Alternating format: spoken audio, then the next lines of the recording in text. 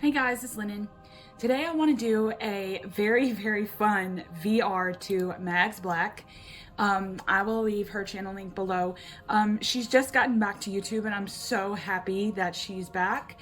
And she did come up with this like spooky season VR for us to participate in. Like, we all love to find out which decks we like to work with this time of year. Like, I love those videos. And when people get creative like this and make little cutesy VRs, I think that is awesome. So I'll jump right in. This hashtag that she, formulated is called #TrickOrTreatTarot, and she had a couple of prompts for us to pick decks through those prompts, and they are so fun. So literally just watched the video and I got all my decks out as I was watching her. And now I'm ready to film it. It hasn't even been 20 minutes yet. So the very first prompt is the Veil is Lifting deck. Like the deck that tells like you really like, and it like tells you what tarot's all about, and just looks very witchy and occult. And for me, when I think of tarot and I think of what that, like the ultimate tarot deck, it's probably the Rider-Waite. It's what you see the most often in movies and in blogs and things like that. And it is very occult and witchy looking when you're just casting, like throwing down the cards. However, I wanted to shy away from the traditionals in this and go with the decks I'm actually working with this season. So the deck that I picked for the Veil is Lifting, my Light and Shadow Tarot. And it's just a black and white deck, and it's a mixture between, like, I guess Thoth and Rider-Waite. There's like some mixing between the two. So, like, look at that devil. I love it. So occult. I do like how he's holding a mirror. Like, that is just ingenious to me. This hermit, I know this is gonna sound crazy, but he reminds me of Alan Watts. Like with his little candle and this little Buddha here. It just reminds me of putting on his lectures and getting my knowledge on. Like, that's what this reminds me of. Just being by myself and listening to Alan Watts, and that's just like my perfect day. This is a gorgeous tower. I love that this is like an eye, but it's a bird. I love that. Oh my god.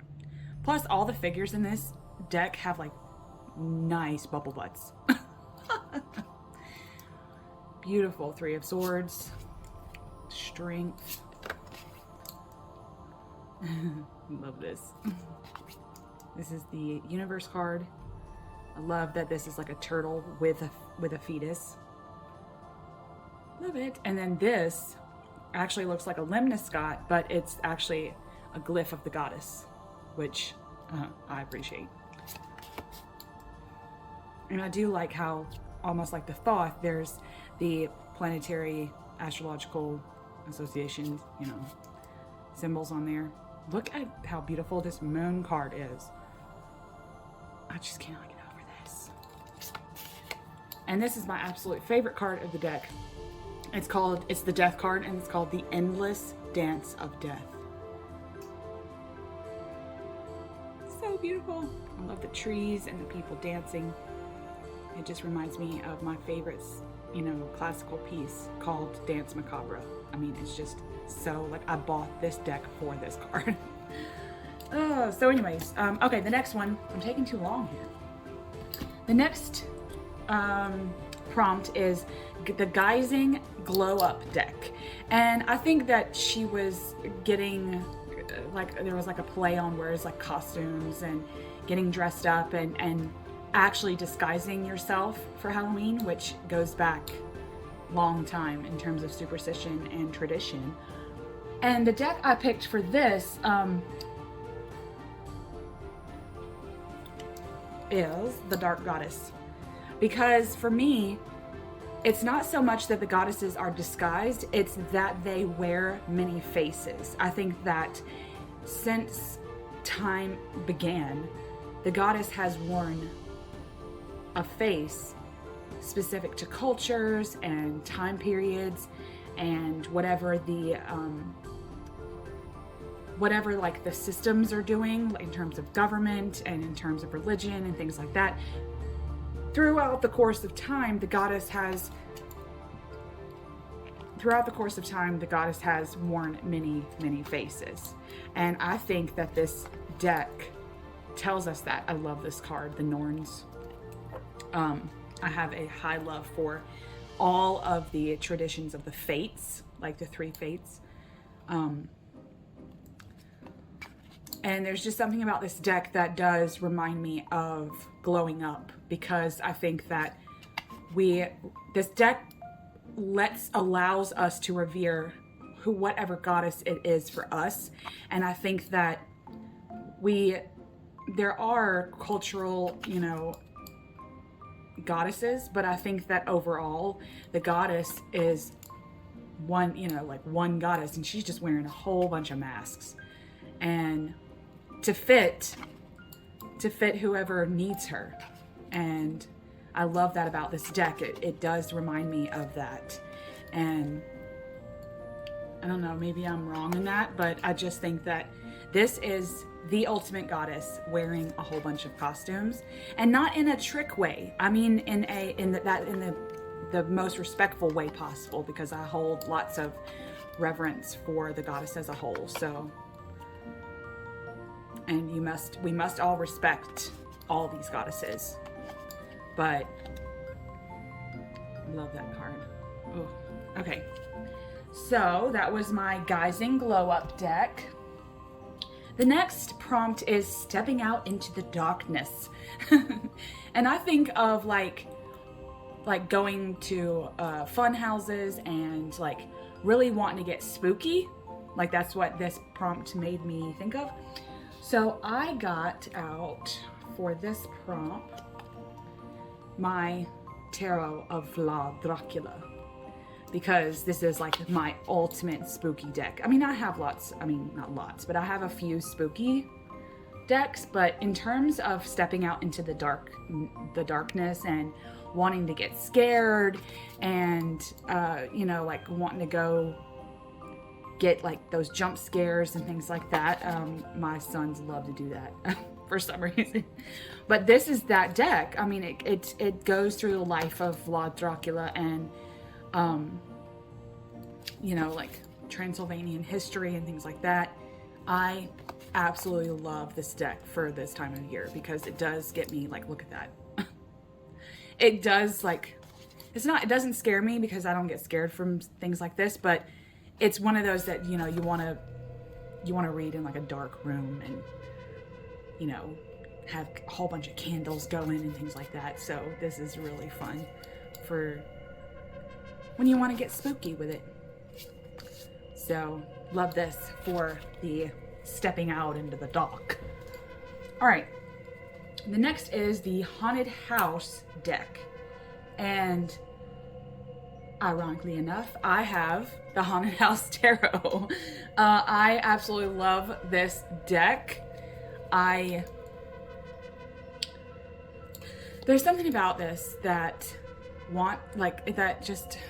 I want to go on this journey with Raven. Like, I think that's this girl's name. To this castle. Oop, my tourmaline. I was like moving around. She's like venturing out to this haunted house, and she's meeting all these like cool characters and things like that. And she's, coming in contact with these higher figures, like these higher beings as well, like angels and vampires and things like that. Like, look at that world card. Oh my god. It's one of the vampires, the Knight of Swords. Look at this, two of Wands. Lovely. Love that. Like, look at that. Oh, yeah, duh. So this is my haunted house. This is my haunted house deck because it's the Haunted House Tarot. So I thought I'd be kitschy with that. But it does make me feel like I'm on a like a vacation in this haunted house, and I just find myself wanting to meditate on the sounds that the sea would make when I'm like in this haunted house. It would be like on a cliff by the sea, and it would be spooky, and like every night there'd be a full moon. It's just like that age-old thing. I just want to be here in wherever the hell they have castles like this now, which they don't in America, so that's out. That Ace of Wands just gets me every time. So anyways, that's my haunted house deck. The next one is the Ghoulish deck. The ones that have ghouls in them. The ones that, I think the way that I interpreted this was the deck that has like non-human creatures, like they're actual creatures in the deck, and it's just like something spooky and fun and things like that. I picked my, oh, it's upside down, my Holly Simple, which is the new edition, like the one that she like pasteled. But I love Holly Simple's drawings, like, and these cards are so slippery. But I love the faces. I love that these creatures are so grotesque, almost, is like the best word I can say for that. I love that they tell a story. Like, as grotesque as that looks and as weird and obnoxious as that looks, I mean, it's definitely telling me some things. And I find myself peeking into their like weird wrinkly face and talking to them. And they've got these weird garbled voices, and I don't know. It's just something about this deck that really gets my motor running. Like, look at her. It's the Hierophant. But look at her earrings. She's got like a sun and a moon earring. I want those so bad. I may make myself that. The Wheel of Fortune. So anyway, this is just my ultimate creature deck. Like, when I want that type of a feeling and I want to like be around all the weird creatures, I get this deck out and like play with it. Like, look at that Lover's card. Oh my goodness. So this is my Ghoulish deck. Look at this. It's just like every card tells a different story, and I love that about this deck. So that was my Ghoulish deck. The next the next prompt is Knock Knock. Getting to know possibly a new deck. And this one isn't new, but I have dedicated this specific like year spooky season to working with this deck. I've put it back in order. I'm going to study up on some of the like the feminist movement for this deck, and a little on I've actually purchased the Kindle edition of Barbara Walker's book, and I've dedicated this spooky season to working with this. So I don't know it that well. I love the images. I love the artwork. She's actually the artist. Barbara Walker's actually the artist of this too. This is my Barbara Walker tarot in a tin, and I just love this deck. It does, because when I got it, I thought that I would use it like just in general, but then I found that I loved it so much that I'm wanting to basically inaugurate it into my spiritual practice because of the work I do with my triple goddess. And so for those reasons, I have to get to know it a little bit more and like basically give it a test run. So that's my plan for this spooky season, and I just am in love with it. I mean, it's just like, this is my tarot aesthetic. It just looks so witchy and so occult, so feminist, like the menstrual blood here. Like, oh my god, I just need to work with this.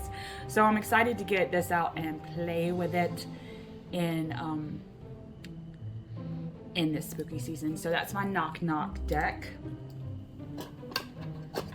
Let's see, the next one is Tell a Joke deck. So the one, now this isn't my funny deck. I don't have any funny decks, not in that way, but this is my Shrine of the Black Medusa. This is no joke. This deck gives me some of the best readings from tarot that I've ever had. So this is like my best working deck thus far. A lot of my decks do so many things, but for some reason this gives me the best readings. And this is one of those decks, it's like one of those decks that it's a coincidence because I never thought that I'd like big spreads, but the more cards, the better. It's just like I could put down like 20 cards and I would just get an instant hit on my intuition, and that's what I love about this deck. But this has a great sense of humor, but it is no joke. Like, there is no joking around. Some of the images just hit you really hard, and I love this deck. Look at that Aeon card. I love this. Ugh. It's just like one of those decks that works for you, but then you realize it's like almost after the fact that it had a great sense of humor. It's like, oh, you told me that in like a grandma voice. Like, what are you talking about?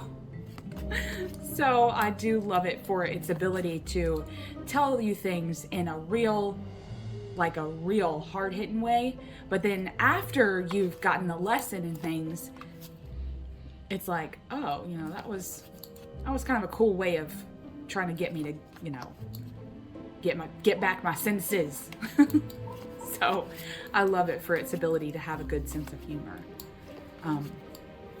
and to be a hard hitter all at the same time. So that's my Shrine of the Black Medusa, which is my Tell a Joke deck, which is no joke. And then Something Sweet.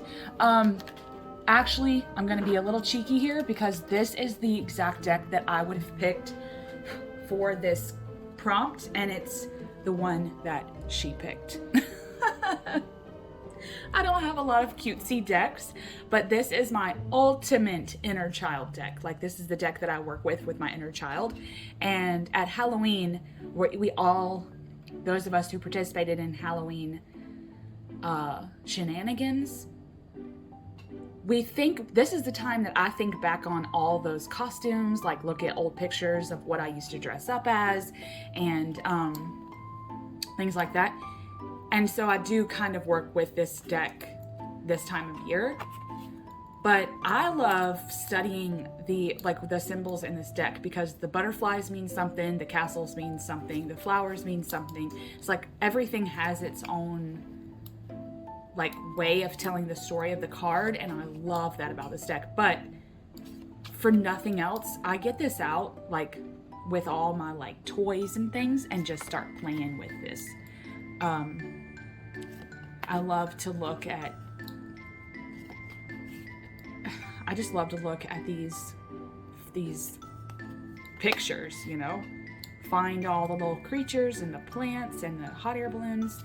The castles are what gets me because that was my favorite thing. Like as a little girl, castles were my ultimate love. Like, I didn't care about Barbies, I didn't care about dolls. Like, give me all of the castles like that I could build. Maybe it was a puzzle, maybe it was a like a Polly Pocket castle, those ones like with all the glitter. I actually got one, or I actually bought one. They filled me with so much joy to think of myself as this like lady of the castle. So it's like wanting to be a princess. And this reminds me of that pastime of mine. It's not technically a pastime. Like, I'll still live in a castle if somebody would let me. So this deck fills me with so much joy. Like, look at those like old worldly 1990s castles. Oh, are we focused? Yeah, a little bit. So love it. And this is Sugary Sweet. I mean, there's some hard hitters too, but for some reason I always look at this as, I don't know, my inner child's sweet deck. So it's kind of weird that we both picked the same deck, but you know, it is what it is. All right, well, that was my VR to Mags Black Trick or Treat Tarot. Hope to see everyone again. Much love, people, and have a blessed spooky season.